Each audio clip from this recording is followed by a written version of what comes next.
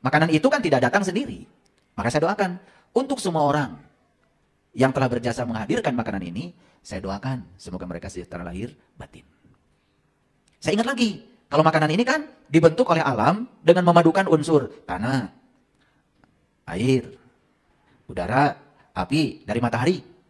Kan kalau satu unsur saya tidak ada, matahari aja tidak ada, nggak ada tuh jagung, nggak ada tuh beras, nggak ada tuh daging. Karena bagaimana hewan bisa makan rumput kalau nggak ada matahari? Kan rumputnya juga tidak ada. Saya ingat kepada unsur-unsur itu. Makanya saya bilang, untuk semua daya sambung semesta, tanah, air, api, udara, terima kasih, terima kasih, terima kasih. Kebiasaan kalian itu. Ada yang sakit, cukup safakila. Transfer. Cari nomor teleponnya, hubungi secara pribadi. Punya uang nggak buat berobat? Pernah nggak begitu? Kalian pernah sakit? Sakit nggak? Itu baru tanda kalian hidup. Tapi kalau kita merasakan sakitnya penderitaan orang lain, itulah baru disebut manusia. Nah, ini pintu gerbang untuk membahas kajian kita hari ini. Jadi, kajian kita hidup adalah ketika kita sudah mampu mengabdikan diri pada nilai-nilai kemanusiaan. Maka yang akan kita bicarakan di sini adalah bukan manusia, tetapi kemanusiaannya yang akan kita bicarakan. Nah, hasil dari kajian kita hari ini, kita nanti akan tahu apakah kita layak disebut manusia karena memiliki nilai-nilai kemanusiaan, atau sekedar juntrungnya saja disebut manusia, tapi sudah kehilangan aspek kemanusiaannya. Sederhana ya, saya mau tanya. Ini kalau mau makan di rumah, sudah ada nasi di hadapan. Kalau saya selalu, kalau mau makan, baca doa. Doanya begini, kalau doa makan saya. Bismillahirrahmanirrahim. Allahumma barik lana fima rozaqtana wa qina azabannar. Itu doa bimbingan dari Rasulullah. Bagus itu doa. Ya Allah, berkahilah makanan ini, semoga makanan ini menjauhkan aku dari api neraka. Jangan habis makan marah-marah. Jangan habis makan membicarakan orang. Jangan habis makan benci sama orang. Itu kan neraka semua itu. Bukan nanti, sekarang. Sekarang. Saya tambah. Begini tambahannya. Ya Allah, berkahilah makanan ini. Menunggalkan semua makanan ini dengan tubuh saya. Kehadiran makanan ini bagi tubuh saya, semoga menjadikan tubuh saya sehat, kuat, dan sempurna. Saya ingat lagi, makanan itu kan tidak datang sendiri. Maka saya doakan untuk semua orang yang telah berjasa menghadirkan makanan ini, saya doakan semoga mereka sejahtera lahir batin. Saya ingat lagi, kalau makanan ini kan dibentuk oleh alam dengan memadukan unsur tanah, air, udara, api, dari matahari. Kan kalau satu unsur saya tidak ada, matahari aja tidak ada, nggak ada tuh jagung, nggak ada tuh beras, nggak ada tuh daging. Karena bagaimana hewan bisa makan rumput kalau nggak ada matahari? Kan rumputnya juga tidak ada.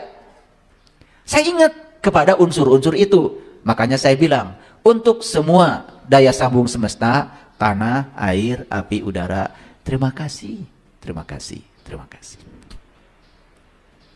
Saya menyadarkan diri saya bahwa setelah makan, setelah unsur materi dirubah menjadi energi oleh mesin ciptaan Allah ini, maka akan terbentuk namanya energi. Jadi yang dimasukkan materi, tapi yang dihasilkan energi. Makanya makanan sering dihitung pakai kalori kan. Kalori itu satuan buat energi. Nasi berapa kalori, ikan berapa kalori, kentang satuan berapa kalori, itu suka ada tuh. Satuan untuk energi namanya kalori. Jadi hasil kita makan tuh energi. Apa energi? Energi adalah kemampuan untuk melakukan usaha.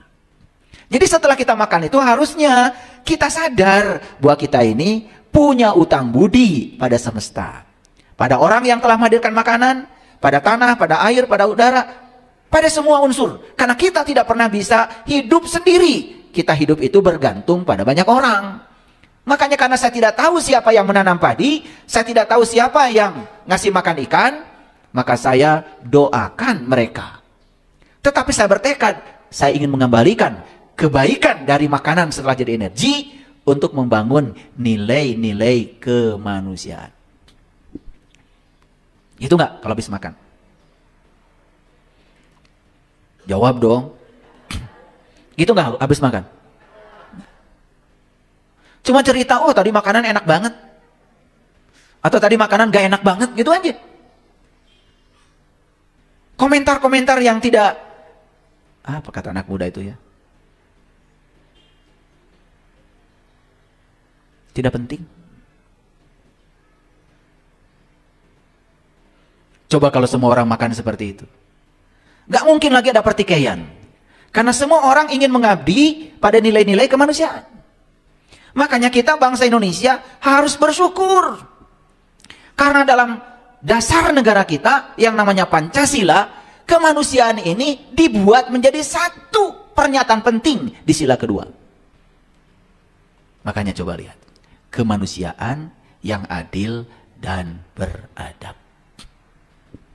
Kayaknya kita harus menyelami lagi deh Pancasila ini.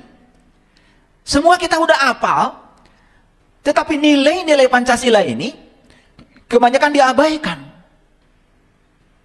Padahal ini adalah warisan leluhur kita yang sangat keren, luar biasa bagi yang tahu. Saya dulu bertanya, kenapa Bung Karno menulis sila kedua itu bukan manusia?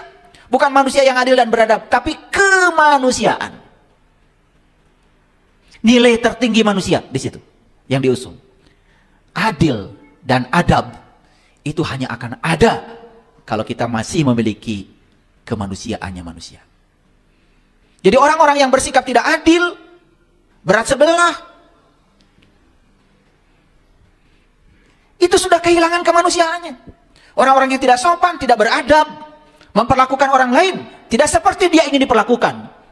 Menurut saya itu sudah tidak layak disebut manusia. Kenapa? Sudah kehilangan nilai kemanusiaannya. Pernah nggak kita menyadari? Apa sih nilai saya sebagai manusia? Nilai diri kita sebagai manusia adalah kemanusiaan diri kita. Apa sih kemanusiaan kita yang sebenarnya? Kemanusiaan kita yang sebenarnya adalah diri sejati kita yang mewarisi sifat-sifat Allah. Jadi kemanusiaan manusia itu sesungguhnya adalah sifat-sifat Allah yang ditiupkan bersama peniupan ruh ke dalam diri kita. Karena Allah tidak pernah meniupkan ruhmu, Allah hanya meniupkan ruhku. Faiza sawaituhu wa nafakhtu bihi min ruhi faqa'u lahu sajidin. Ketika aku sudah selesai menciptakan tubuhmu, aku tiupkan ruhku. Saat ruhku ditiupkan bersamaan dengan sang wajibul wujud, percikan cahaya ilahi ditiupkan kepada kita. Sifat-sifatnya Allah itu include di dalamnya. Jadi sebetulnya apa yang disebut dengan kemanusiaan itu? Ar-Rahman, Ar-Rahim, Al-Malik, Al-Qudus, As-Salam, Al-Mumin, Al-Muhaimin, sampai As-Sabur. Itu nilai-nilai kemanusiaan. Dan kita hidup harusnya mengabdikan diri untuk membangkitkan nilai-nilai kemanusiaan itu.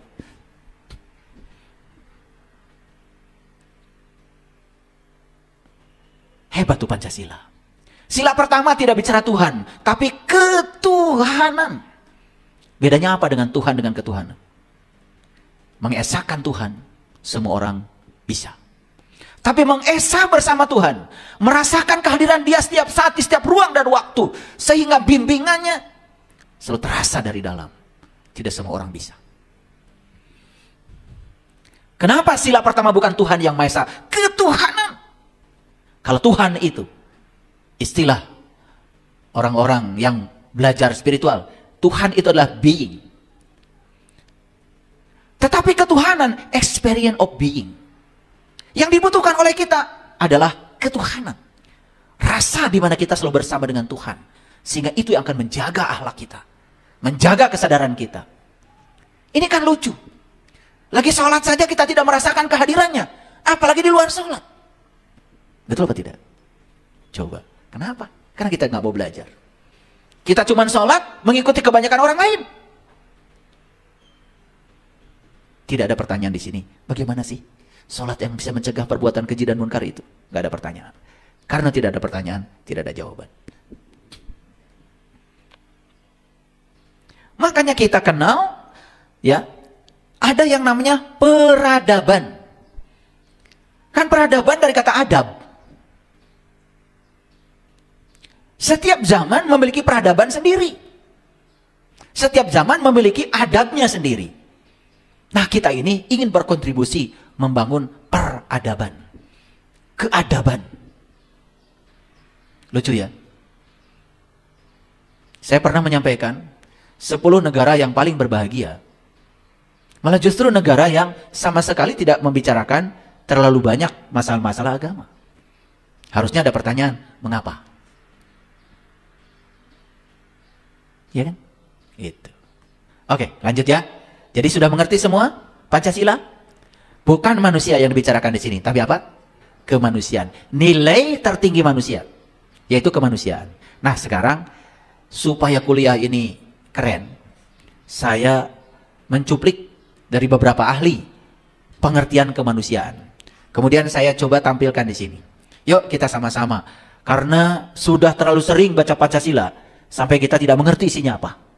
Betul? Gitu. Pokoknya tiap upacara Senin kan gitu. PNS juga tiap tanggal 17 Agustus baca Pancasila.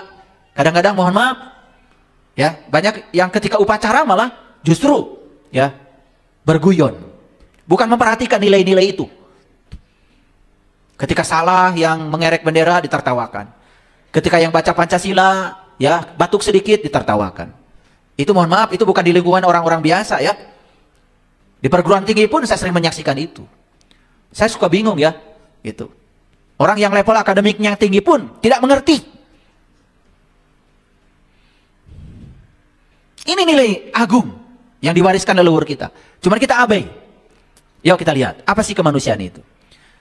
Kemanusiaan merupakan sebuah sikap universal. Universal itu artinya tidak membeda-bedakan. Kan manusia itu nih manusia ya. Di dunia ini banyak manusia. Dan manusia itu kan nama bangsanya lain. Nama kulitnya juga warna kulitnya lain. Cara berbahasanya juga lain. Keyakinannya juga lain. Setuju nggak? Mereka semua adalah manusia. Nah, yang namanya kemanusiaan itu merupakan sikap universal. Kalau sikap universal artinya, kalau kita memandang manusia, lihat sisi kemanusiaannya. Jangan dilihat dari agamanya apa. Bangsa mana? Sukunya apa? Kan kita selama ini membeda-bedakan. Kalau masih membeda-bedakan, berarti kita ini belum memiliki aspek kemanusiaan. Kemanusiaan itu merupakan sebuah sikap universal. Ulangi ya, kata kuncinya apa? Sikap universal. Yang harus dimiliki setiap umat manusia di dunia ini, yang dapat melindungi dan memperlakukan manusia sesuai dengan hakikat manusia yang bersifat manusiawi. Sederhana. Kita manusia bukan? Manusia. Ingin nggak kita diperlakukan sebagai manusia? Ingin kan? Ingin. Ingin nggak kita dihargai? Ingin. Ingin nggak kita dihormati? Ingin. Ingin nggak kita dilindungi? Ingin. Ingin nggak kita diperlakukan adil dan adab? Ingin nggak? Ingin. Kan semua kita saja ingin diperlakukan itu. Harusnya kalau kita ingin diperlakukan seperti itu, kita pun harus memperlakukan itu kepada orang lain tanpa memandang mereka siapa. Oleh karena itu maka kemanusiaan itu merupakan sikap universal. Apa yang kita ingin diperlakukan, perlakukan itu kepada orang lain. Tanpa syarat. Yang namanya sikap universal, itu tanpa syarat. Oke, lanjut. Kemanusiaan itu berasal dari kata manusia. Apa sih manusia? Makhluk ciptaan Allah yang bentuknya paling sempurna. Awas ya. Kata-katanya jangan salah. Karena ini mengacu kepada Al-Quran.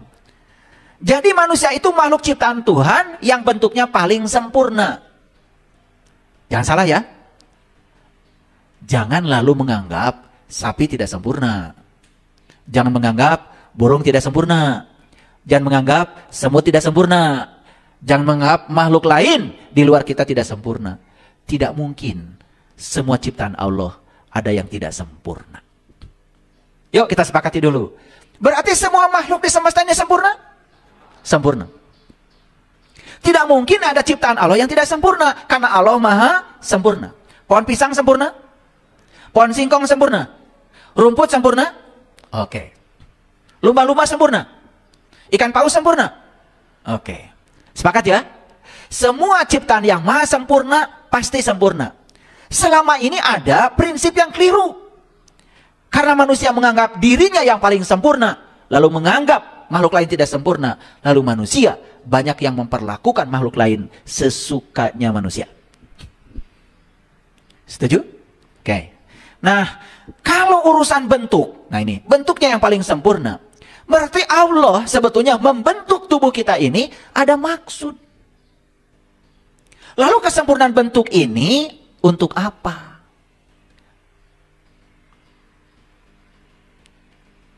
Saya kasih tahu ya. Ini sudah bukan bahasa biasa, ini sudah bahasa umum. Semua orang-orang spiritual bersepakat mengatakan bahwa kitab suci tertua yang ditulis Tuhan dengan tangannya sendiri adalah tubuh manusia. Dan tubuh ini adalah kendaraan yang paling hebat yang diciptakan Tuhan untuk mengantarkan sang penumpang pada kendaraan ini menuju tempat asalnya. Itulah dikatakan bentuknya paling sempurna karena apa? Hanya ketika kita memiliki tubuh manusia, sang jiwa yang ada di sini bisa diantarkan kepada tempat asalnya. Hanya ketika kita sedang menjadi manusia dan memiliki tubuh yang ini. Paham ya? Jadi pengertian sempurna itu, ini urusan bentuk. Bukan berarti yang lain tidak sempurna. Bisa paham? Oke. Pertanyaan sekarang dari saya. Ini mengacu pada Quran surat Al-Imran, ayat yang ke-6. Nanti bisa dibaca ya di rumah. Bunyi ayatnya begini. Huwallazi yusawwirukum fil arham kaifa yasha. Dialah Allah yang telah menciptakan tubuhmu dalam rahim ibumu sebagaimana yang Dia rencanakan. Jadi Allah menciptakan tubuh kita seperti ini di rahim ibu sesuai dengan rencananya. Pertanyaan saya, sudahkah Bapak Ibu tahu apa rencana Allah dengan bentuk tubuh yang seperti ini? Apa rencana Allah dengan tangan kita yang tidak sama panjang ini? Apa rencana Allah dengan jari tangan saya yang kanan ini cuma 5? Apa rencana Allah dengan jari tangan kiri saya yang cuma 5? Bukan 6, bukan 7, bukan 10. Apa rencana Allah dengan bentuk tubuh saya yang seperti ini? Sudah tahu belum? Kalau kita tidak tahu apa rencana Allah dengan bentuk tubuh kita ini, berarti kita belum menemukan kesempurnaan wujud sebagai manusia. Apa yang terjadi? Akibatnya kita menggunakan tubuh ini sesuka hati kita. Tidak pernah minta izin, tidak pernah bertanya, ya Allah, untuk apa Engkau menciptakan tubuh ini? Kenapa tubuhku beda dengan gajah? Kenapa tubuhku beda dengan semut? Kenapa tubuhku beda dengan kuda? Kenapa tubuhku beda dengan makhluk yang lain? Kenapa Engkau menciptakan tubuh seperti ini? Pernah bertanya? Padahal di Quran jelas, wallazi yusawwirukum fil arham kaifa yasha. Dialah Allah al-musawwir. Al-musawwir itu arsitek yang agung yang telah menciptakan manusia sebagaimana yang direncanakan. Dalam hadis qudsi Allah berfirman, aku adalah suatu perbendaharaan yang tersembunyi. Aku ingin agar aku dikenali. Maka aku ciptakan ciptaan termasuk tubuh ini agar dengan ciptaan itu kalian dapat mengenali aku. Ternyata Allah menciptakan tubuh kita ini cuma satu tujuan, agar kita bisa mengenali Dia. Pertanyaan berikutnya, sudahkah kita menggunakan tubuh ini untuk mengenali Dia? Sudah belum? Oke. Maka karena manusia ini, ya, manusia ini memiliki potensi. Ingat, yang namanya manusia itu lahir batin ya. Yang lahirnya, yang fisiknya, ini tidak abadi. Tapi yang ditiupkan ke dalam lahir ini, ruhku, itu abadi. Bahkan seabadi ilahi. Makanya karena kehadiran dia di sini, yang mewujud lewat nafas sang hidup, manusia memiliki potensi. 1, bisa berpikir. 2, bisa merasa. Betul? 3, bisa menciptakan segala macam ciptaan. Itu manusia. Saya titik beratkan. Jadi potensi yang paling besar yang dimiliki manusia adalah merasa. Dan merasa ini tidak ada batas waktunya. Contoh, saat Bapak Ibu tidur, pikiran mungkin diam, tidur. Tapi perasaan tidur? Tidak. Coba malam-malam pengen pipis. Di kasur atau ke WC? Oh, itu tandanya perasaan kita hidup. Padahal lagi tidur nyenyak kan? Ya, kita dikasih rasa ingin pipis, itu rasa. Anugerah bukan itu? Anugerah. Bersyukur nggak punya rasa itu? Coba kalian tidak punya rasa itu. Betul nggak? Udah kayak apa tuh king coilmu itu? Betul nggak? Iya. Sudah kasurnya kasur kapuk. Kalau kena basah susah kering. Betul nggak? Iya. Pipis di kasur. Gara-gara tidak punya rasa. Walaupun pikiran kita tidur, tapi rasa nggak pernah tidur. Berarti siapa rasa itu sebetulnya? Pernah bertanya? Nah, cari sendiri. Jangan semuanya pengen disuapin. Nanti nggak pinter-pinter. Oke, lanjut. Nah, inilah ayatnya. Yuk kita baca sama-sama. Ini ayat sering saya sampaikan. Mungkin bosan ya Bapak Ibu. Tapi hari ini harus saya sampaikan. Saya kasih highlight supaya semuanya mengerti. Walaqad darokna li jahannam katsiro minal jinni wal ins. Sesungguhnya kami jadikan untuk isi neraka jahanam itu kebanyakan katsiro dari jin dan manusia. Lahum kulub, mereka punya kolbu. La yafqahuna biha, tetapi tidak dipergunakan untuk memahami. Semua punya kolbu? Yes. Sudah digunakan untuk memahami? Jawab dong. Boro-boro digunakan untuk memahami. Kolbunya yang manapun sampai sekarang gak ngerti. Letaknya di mana sampai sekarang pun gak ngerti. Boro-boro digunakan. Padahal kata ayat ini ya jelas ya, dibuka dengan kata-kata yang luar biasa. Dan sesungguhnya kami jadikan untuk isi neraka jahanam itu kebanyakan dari jin dan manusia. Stop sampai di situ. Jadi kebanyakan manusia itu penghuni neraka jahanam. Kebanyakan loh.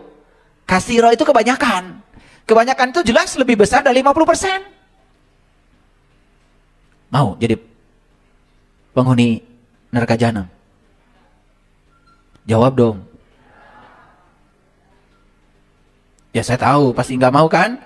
Tapi harus saya tanya. Nah lanjut dulu. Lahum kulub, mereka punya kolbu. La yafqahuna biha, tapi kolbunya tidak digunakan untuk memahami. Bapak Ibu, yang pertama. Yang kedua, mereka punya mata, tapi tidak digunakan untuk melihat. Saya mau nanya nih, Bapak Ibu punya mata? Punya. Dipakai melihat sekarang. Nah, itu. Tapi ayat ini mengatakan mereka punya mata, tapi tidak digunakan untuk melihat. Padahal semua orang yang punya mata kan digunakan untuk melihat. Tidak ada di sini baik buruk. Ada yang menerjemahkan dalam kurung tidak melihat kebaikan. Gak ada. Lihat ayatnya, ya, lihat ayatnya. Walahum ayunun la yubshiruna biha. Mereka punya mata, tapi tidak digunakan untuk melihat. Sekarang sekali lagi saya tanya, Bapak Ibu punya mata? Punya. Bisa lihat saya? Nah, berarti udah digunakan dong. Nah, sekali lagi, ini ada ayatnya selanjutnya, saya baca dulu, ya. Walahum azanun, azan, pendengaran. La yasma'una biha, mereka punya telinga, tapi tidak digunakan untuk mendengar. Saya nanya dulu, Bapak Ibu sekarang mendengar suara saya? Berarti telinganya dipakai?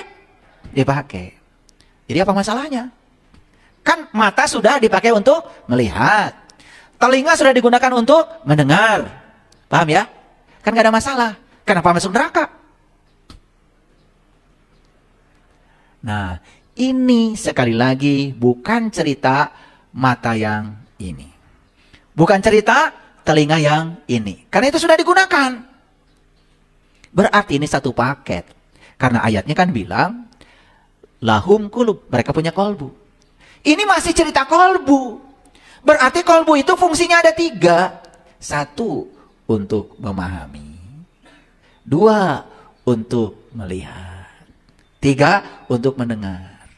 Maka di Quran surat Al-Hajj dikatakan, fa innaha la ta'mal absyar walakin ta'mal qulub berarti bisyudur. Aku tidak berbicara matamu yang itu. Aku tidak bicara telingamu yang itu. Tapi aku bicara mata yang satu. Yang jauh lebih tajam. Tidak bisa ditutupi oleh hijab apapun. Itu yang disebut dengan mata kolbu. Mata jiwa. Jadi kita simpulkan. Ternyata kolbu itu punya fungsi 3. 1, memahami. 2, melihat. 3, mendengar. Sekarang saya mau nanya. Bapak Ibu, dari tadi saya bicara. Bapak Ibu bisa paham nggak yang saya